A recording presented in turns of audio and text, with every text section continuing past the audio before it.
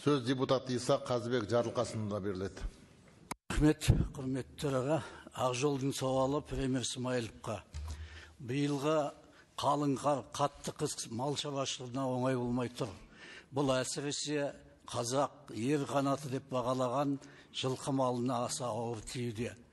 Еліміздің солтүстік өңірлерінде жем-шөптің таусылып, далада қар жаппай мұз құрсанып, жылқылар тебіндей алмай, толықтай қолға қараған өлім-жітім көптеген ақпараттар келуде. Шаруалар онсызда жем-шөбі жоқ, жөнді субсидия берілмейтін жылқы малынан айырылып қалу қаупі бар. Өйткені жем-шөбі таусылған фермерлерде қорадағы малына қараған ауыл адамдары да жылқыны арзан бағаға болса да соғымға сатып жатыр. Ақмола облысының бірнеше ауданында жылқы басының азайып бара жатқанын айтып, дабыл қаққандар көп. Зередин ауданындағы Ағадыр, Васильков, Заречный, Шағалалы сияқты ондаған ауылда жұрт жем-шөп таппай қиналып отыр. Ақкөл ауданының малшыларының жағдайы да мәз емес. Шөптің бағасы тым шарықтап кетіп, бір орамы 20 мың теңгеге дейін жетті дейді. Бұған басты себеп жайылым және шабындық жерлердің тапшылығы. Тіпті жайылым жерінен мүлдем айырылып қалған көптеген ауылдарда жылқылар қолға қарап тұр. Егінді елдің іргесіне дейін егіп тастаған. Жанармай құны 300 теңгеден асып кеткен. Осындай қыс қыспағы мен қиын қыстаудың кесірінен әр ауылда жылқылар өліп жатқаны, қолындағы бар жылқысын тұяқ қалдырмай түгел сатып жіберген фермерлер жайлы жазылуда. Яғни көптеген ауыл тұрғындары көтерем болған көп жылқы көктемге жете алмай қалуы мүмкін деп дабыл қағуда. Ал Ақмола облысының мәліметі бойынша бізде ешқандай мал шығыны жоқ.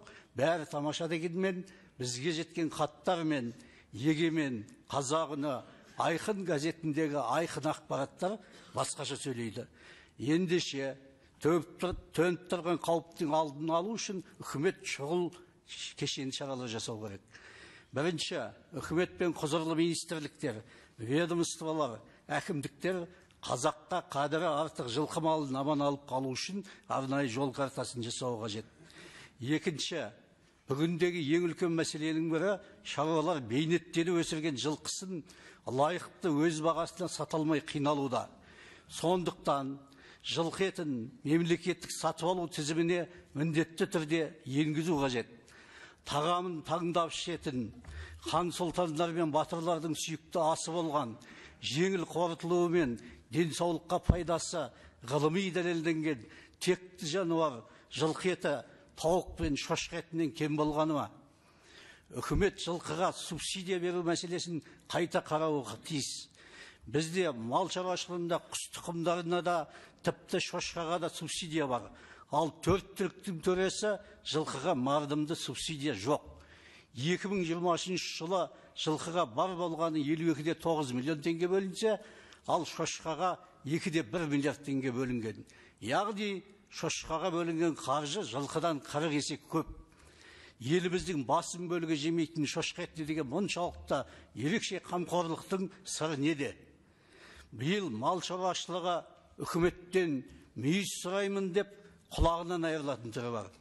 Өйткені 2024 жылдың 1 қаңтарынан бастап күшіне енген өзгерістерге сәйкес енді мал шаруашылығын субсидиялау төтенше жағдай жариялаған немесе гидрометеорологиялық қызмет растаған өңірде ғана мал азығын дайындауға теріс әсер еткен ауа райының қалыптан тыс жағдайлары болған кезде ғана беріледі.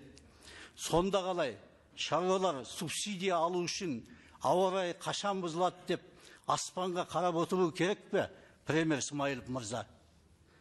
Бұл шарттар сыбайлас жемқорлық тәуекелдерін болдырмау және шаруаларды өздерінің мал азығын дайындауға ынталандыру үшін енгізілген екен. Бұлай жемқорлықты желеу етіп, субсидияны тоқтатып қоюдың кесірі өте ауыр болатынын ескертеміз. Бұл мәсісін жамау үшін, бұл кебісін кесіп алыпты дегендей кері кеткен мәселе болғалы тұр. Жемқорлықты жою керек, әрине, ол құзыретті органдардың ісі. Төртінші, жайылым мәселе үшін мемлекеттік комиссия құрылып, жердің қаншалықты қалай жаратылып жатқанын түпкілікті тексеріп нақты шешу керек. Жылқы малын қыстан аман алып қалу үшін үкіметтен шұғыл кешенді шаралар күтеміз. Құрметпен Ақ Жол фракциясының депутаттары.